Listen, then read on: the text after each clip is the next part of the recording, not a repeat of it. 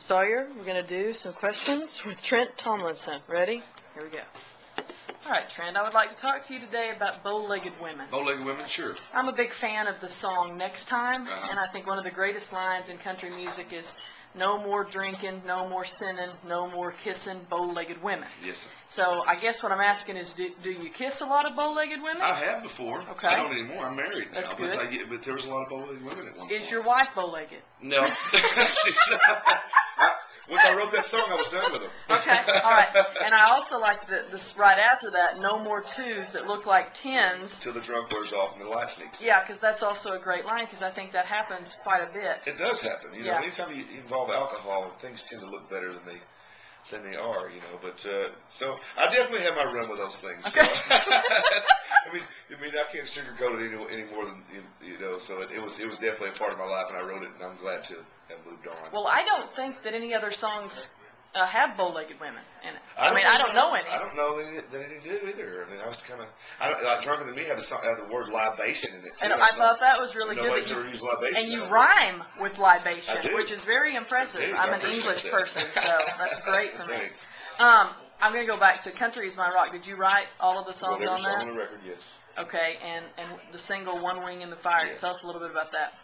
Well, my daddy was a guy who never lived his life righteously, but he was a good man, and in the eyes of our town, he was a great man. Mm-hmm. The people in our town knew the kind of guy he was after an all-night bout with alcohol when he came home. So for so many years, I was torn. Like, I love this man, I hate this man, not really sure how to feel about it. And one day I got to thinking about heaven and hell, and how could heaven be heaven to me if I couldn't see my dad there? Exactly. So I basically just wrote the song as a plea to God to lead him into heaven, and it worked. I mean, a lot of people ask me if he's passed on, and he's not. I mean, what worked is he's not the way he used to be, and so it was more of a rebirth for his life in a way, you know. And he's a better daddy than he ever was, and a better husband than he ever was, and it's come full circle. And the truth is, for me, the song was a big hit for us, but that was just icing and gravy on top of it. It did what it did for my life and my relationship with my father is the true reward of that song. So yeah. Speaking of the way things used to be, you released that song, That's How It Was, and that's how it's still going to be. Yeah. Very telling words about Yeah. today's society and how things should Sure. be. Did your dad inspire you with that? No, I was riding to the state of Montana the summer of last year, and I was putting $6 a gallon worth of diesel fuel in my bus.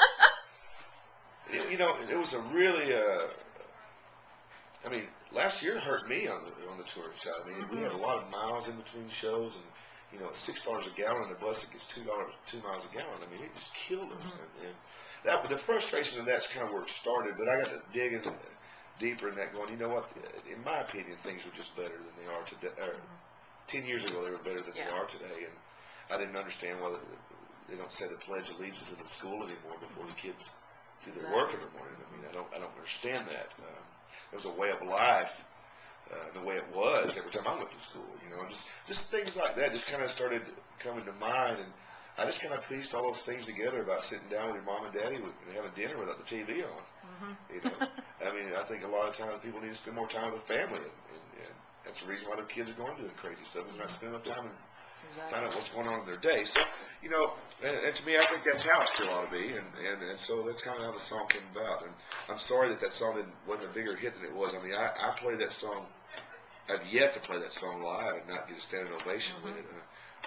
Just couldn't seem to get some radio stations to play it as much as it did get played. So, but I'll spend a little more. But I really, that song is still at some point. I want to bring that back and release it again. Well, there's several that I want you to bring back off the Country Is My Rock. I need you to bring back The Bottle. Can you bring back that one? The Bottle is definitely going to be back on a future record for sure. Good, because that's one of my faves. I mean, it's the first record I worked my butt off to write. I mean, and the beauty and the sad part about this business, I mean, nowadays, I mean, you put a single out, it takes almost One Wing in the Fire took a physical year on the chart. and promotion. I mean, if you go 3 singles, that's 3 years, and by the time 3 years is up, somebody wants a new project, and so a lot of songs lose just simply because you can't put out, 2 or 3 songs a year. So for that, The Bottle was one of those songs that was probably one of the best crafted songs I've ever been a part of, and I think it deserves to be heard. I put Angels Like Her, which is on the first record, on the new record, Guy Like Me, which is due out in stores October 20th, by the way. There you go. And so, yeah, probably the next few records, I'm going to put The Bottle back on there because it definitely deserves to be a single. I think it's a smash. Yeah. Okay, now on to non-serious things. I've been to your show several times, and I've noticed that, and you can tell me if this is pretty common as across the board, like right before you even belt into something, women start screaming, "Take off your shirt!" Yes, yeah, they do. That still happen pretty frequently? I tell you, it does. It happens all the time.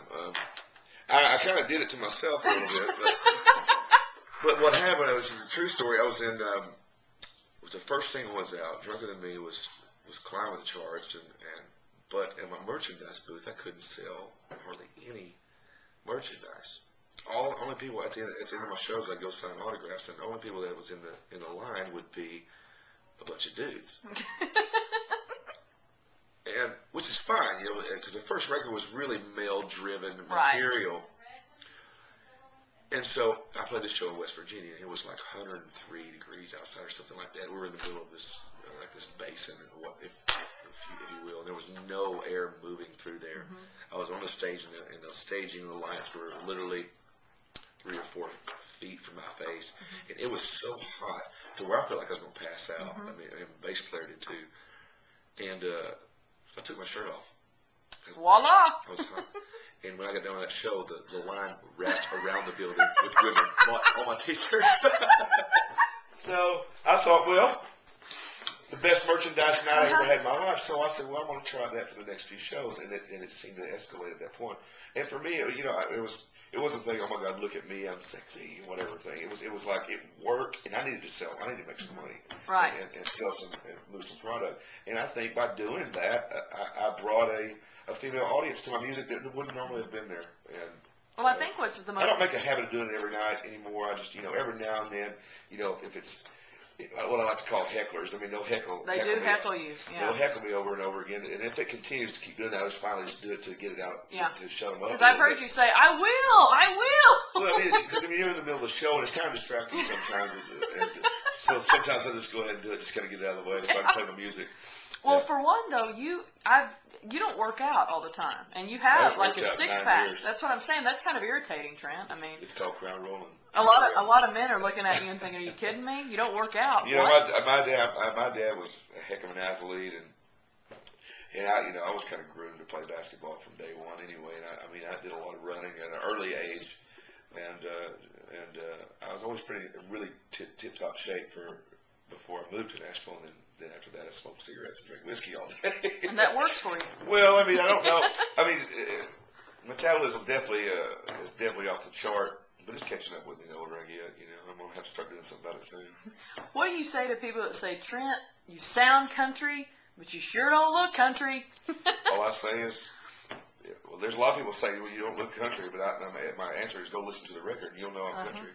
That's the only thing I can do. I mean, I'm not a cowboy. I've never claimed to be a cowboy. I wasn't raised around horses. I wasn't raised around cattle. I was raised on a cotton farm. Right. I raised cotton, I had a John Deere tractor hat on. I could take a cotton picker apart, put it back together. And just because you don't wear a cowboy hat or wear the Wranglers or whatever the stereotype is, does not mean you're not country. In a lot of ways, where I grew up is more country than raising cattle or horses. It just depends on where you come from. And for me, I like to ride motorcycles, and I like different things. And so it's about the music, not about the look, I don't think. Okay, smile real big. Trent Tomlinson, ladies and gentlemen.